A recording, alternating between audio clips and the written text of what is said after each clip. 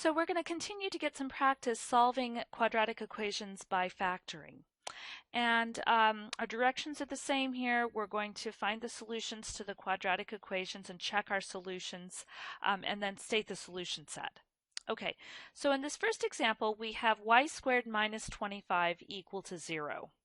Okay, so if I solve this by factoring, I'm noticing that this is on the left-hand side, I have a binomial instead of a trinomial. And I also happen to notice that both y squared and 25 are perfect squares. So we have the difference of squares going on there. Okay, so we'll have y plus 5 times y minus 5 as factors, right? Since the square root of 25 is 5. Okay, so now we're going to use the zero product principle. Let y plus 5 equal 0, or y minus 5 equals 0. Okay, solve both of these. So with y plus 5 equals 0, we have to subtract 5 from both sides. And we will be left with y equal to negative 5. Now with y minus 5 equals 0, I'm going to have y minus 5 plus 5 equal to 0 plus 5, right? I have to add 5 to both sides. And so y will be equal to 5. Okay, so I have two solutions, y equal negative 5 and y equal 5. Let's check those. So negative 5 quantity squared minus 25, does that equal 0? Well, yes, 25 minus 25 is equal to 0. So that works. How about positive 5? Yep, that's going to work too, right? So when you square positive 5 or square negative 5, you get 25. So when we subtract 25 from that, we get what we need, right? Okay, so the solution set is negative 5 and 5.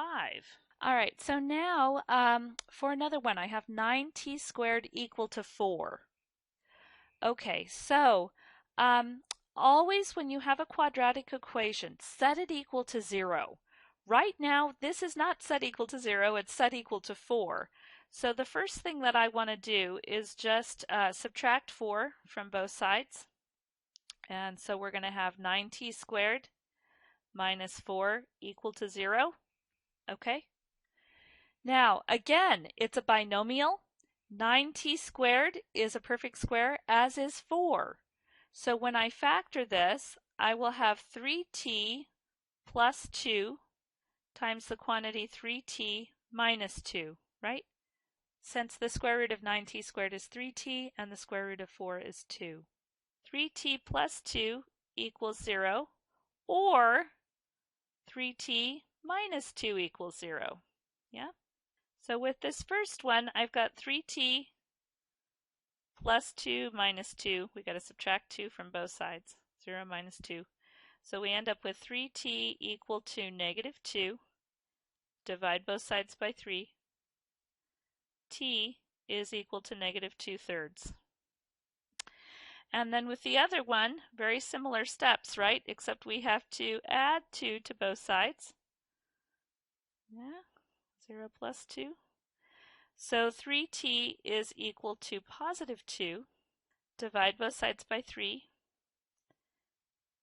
T is equal to 2/3. Okay, so positive or negative 2/3 is what we end up with here. Okay, so I'm going to check it over here. So with negative 2/3, if I have 9 times negative 2/3 squared, does that equal 4? It's our question mark, right? So negative 2/3 squared is 4/9, positive 4/9. Is that equal to 4? Well, yep, cancel the 9s there. So 4 equals 4, for sure. Now, if that were positive, would it also work? Positive 2/3 instead of negative? Yeah, because whether you square a negative or square a positive, you get a positive, right? So 9 times 4/3, or 4/9, pardon me. is equal to 4. Yes, that checks out. Okay, so the solution set is negative 2/3 and 2/3. Okay, now before I leave this slide, I just want to say a couple of things. Both of these examples that we did involved difference of squares, right? When we set them equal to 0, that's what we use to factor it. Now, here's a fun fact. In this chapter, we've been learning all about factoring.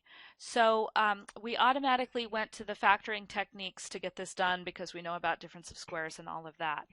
If you have a binomial with a difference of squares, or even just two terms in it where you don't have a middle term, bx, instead of factoring, there's an alternative that you can use. So one of the things that you could do is just get y by itself, right? Just like if you were solving a linear equation, right? What would you do? Well, for this first one with y squared minus 25 equal to 0, I would add 25 to both sides. So you'd have y squared equal to 25. Okay. Now again, don't ever do this if you have a middle term, but if you don't have a middle term, this will work. To get y by itself, you'd take the square root of both sides, and remember that the variable could be positive or negative, right? When you square a variable. So we have to account for that. So the square root of 25 is 5, but it could be plus or minus 5, right? And this is a much quicker way to do it, but you've got to be careful. A lot of people forget when they take the square root of both sides that you have to account for the fact that the variable can be negative, so you have a plus or minus. When you factor it, there's a lot more pencil on the page, but you don't miss solutions that way either. So anyway, just something to think about with this. And then also, I'll stick with the green here with a little aside. If we had 9t squared equal to 4, okay, we've already